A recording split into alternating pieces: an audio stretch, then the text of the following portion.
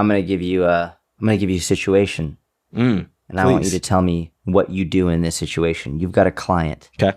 And you've got an online coaching client because this is the Online Personal Trainer podcast, okay? It's actually this not, client, but keep going. How to become a personal trainer.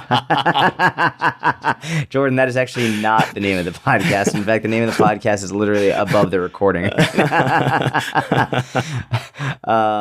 Okay.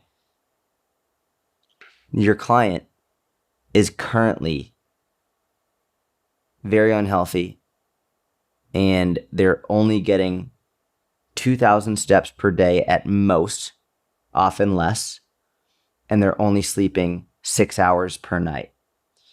You as the coach want to attack one thing at a time. Do you bring their steps up from that 1,500 to 2,000 range, or do you get them to sleep more? You go from 6 to 7 hours. Which one do you do first? Depends on the person. This is a good one, huh? For most people, it's going to be easier to increase their step count. Facts. And so I love that. I will probably start with, even though I think that a greater benefit might come from sleep, there's a much greater rate of success going from 1,500 to 2,000 into the 4,000 to 5,000 a day step count range.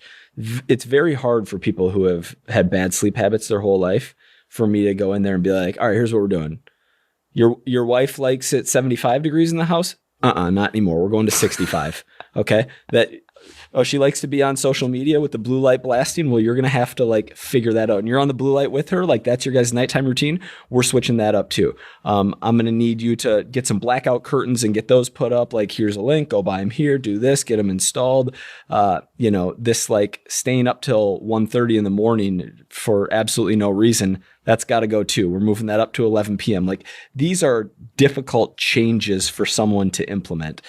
Whereas like, okay, when you get home from work, have your, not even that, it can be easier than that. It can be like, okay, on your hour lunch break, instead of, eating lunch and then shooting the shit with your buddies. And then it's like, okay, do that for 40 minutes and then go for a little 20-minute walk, get some fresh air outside before you go back to your desk. You're picking up an extra, I don't know, close to 1,500 plus right there. Like making these small changes, it's going to be easier to increase the step count. So to answer your question, that is where I would start, even though I think you increase sleep, you're going to feel better. You're going to want to take more steps as a result.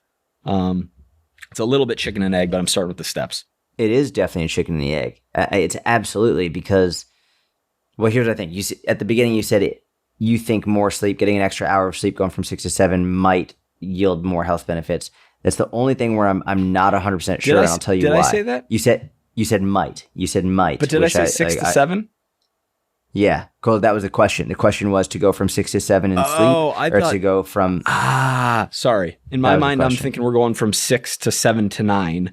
And the health benefits are coming from the increase in sleep and the changes in behavior as a result of the increase in sleep. So I assume an extra 2.5 hours is going to make it easier for you to be in a calorie deficit, which is going to bring your body fat from 47.2 to 22.9 over the next 18 to 24 months. But I agree with you that in a vacuum, going from 1,500 to 5,000 steps every day for the rest of your life, nothing else changes, compared to going from 6 hours of sleep to 7 hours of sleep, there's greater benefit to increase. I think we know based on the research that there's more benefit from a longevity perspective to increasing step count. Yeah, it definitely is a chicken and the egg though, because here's like you said, you get more sleep, you have more energy, you feel better, you end up moving more anyway. NEAT probably increases as a result of it, all that stuff. On the other hand, with walking, I know personally for me that if I don't exercise, my sleep is worse. And by exercise, it doesn't mean it has to be an intense exercise, but even just getting my 10,000 steps or 7,500 steps, I will not sleep as well because I didn't use as much energy. So I'm thinking you take someone from 1,800 steps a day to 5,000 steps a day, all of a sudden they're going to be like, I want to watch TV still, but I'm just fucking exhausted and I'm going to go to bed. And all of a sudden they get an extra hour of sleep or hour and a half of sleep, whatever it is. Then they start feeling better because they slept more, and then because they slept more, then they get more energy. So I think it is a chicken and the egg, and I think it does really depend on the individual. That for me, I deliberately asked that question in terms of right on the 6 hour mark and right at that like 2000 mark, because it's like, I think those are both equally bad.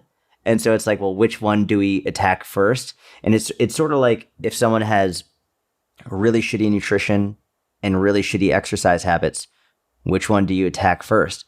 And younger coach Jordan always attacked nutrition first, because I think that nutrition is, it's not that I think, it's I know nutrition will have a greater impact on your body composition, especially from like be able to lose fat more easily. I think it will more dramatically impact your health, and if you get your nutrition in check, your food quality, food quantity, all of that.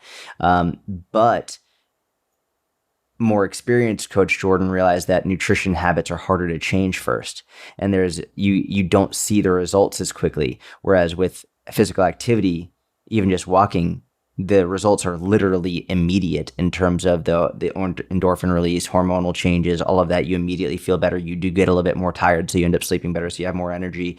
So it is always, I think it is a chicken and the egg, but it's I think it comes with experience to be able to make these decisions and be like, okay, this is the one we're going to go with first because of X, Y, and Z. Really well said.